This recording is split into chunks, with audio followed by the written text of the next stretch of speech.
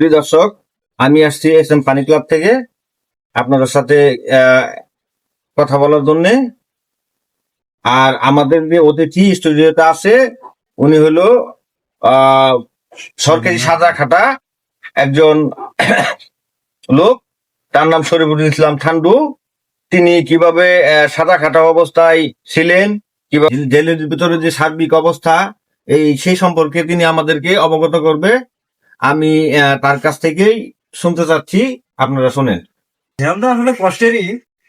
Jail মানে বন্দি, একা জীবন, এটাই কষ্ট, আর কোনো কষ্ট নাই। খাওয়া, মানুষ, চলাফেরা সবকিছু সব ঠিক আছে, কিন্তু আসলে সেখানে যারা মার্ডার বা অন্য কোনো নারী নির্যাতন, ধর্ষণ, অস্ত্র মামলা, বড় বড় মামলা নিয়ে তাদের জন্য একটু সমস্যা সাজা হয়ে যায়। তারপরে টিয়া যারা আছে কোনো কোনো প্রবলেম নাই। ভিতরে যে আরো অনেক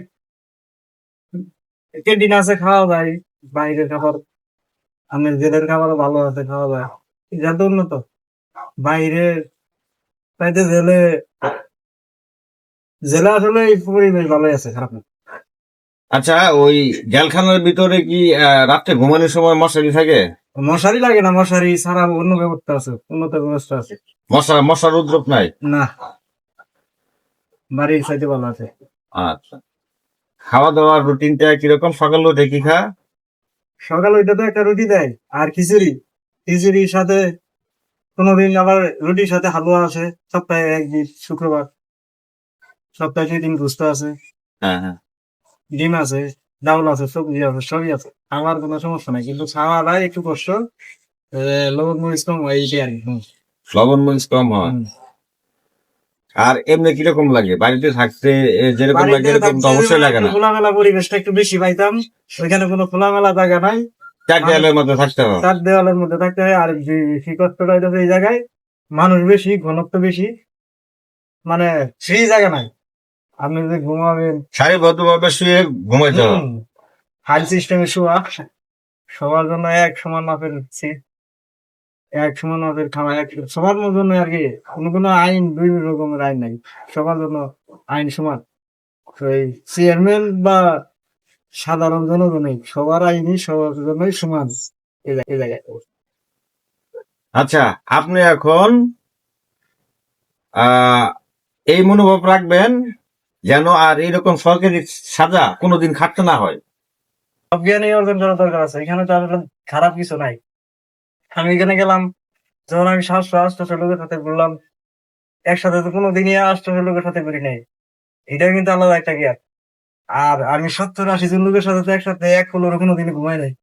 এটাও তো একটা প্র্যাকটিসের ব্যাপার, এটা একটা আলাদা জ্ঞান। এই অর্জন করতে হবে না। আপনি তো আপনার ফ্যামিলির মধ্যে 5 জনের সাথে বা 7 জনের সাথে ঘুমাইছেন, এতে আর কি জ্ঞান হয়েছে? হয়তো মারামারি করছেন, 5 জনের মধ্যে 3 জন বিরক্ত বিপক্ষ হয়ে গেলে আপনি মারামারি করছেন।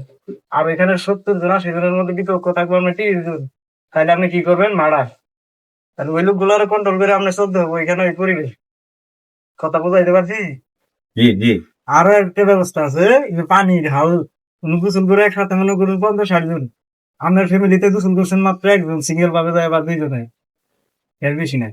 আর এখানে যখন সবকিছু সিরিয়ালে সিরিয়াল নাই, সবার মতোই সবাই সমান। হাউস আছে, হাউস গোসল করতেছে, পারাপারি হইতেছে, আপনি মনে করবেন পাবেন যে আপনি গোসল করা হবেন না। অসংখ্য লোকের মাঝে। হ্যাঁ, কিন্তু তারপরে অন্য গোসল চালাই গেল, সমস্যা নাই, কেউ কিছু করবো না। আমার দর্শক, আমরা এস এম ফানি ক্লাবের সদস্য, উনিও ওইখানেও নামাজ চলে, রোজা চলবো, সবই চলে। সাজা প্রাপ্ত উনিও আমাদের এই এস এম ফানি ক্লাবের সদস্য। তো ওনারা নিয়ে আমরা কাজ করছিলাম, মাঝখানে উনি ছিল না। অনেকদিন সাজা খাটার পর উনি আবার বের হয়ে আসছে। ইনশাল্লাহ আপনাদের মাঝে ছোট বড় ভিডিও নিয়ে আবার হাজির হতে পারবো, এই প্রত্যাশায় আমাদের মূল্যবান কথা আজকে শরীফুল ইসলামের কথা আজকে এখানে শেষ করছি। আল্লাহ হাফেজ।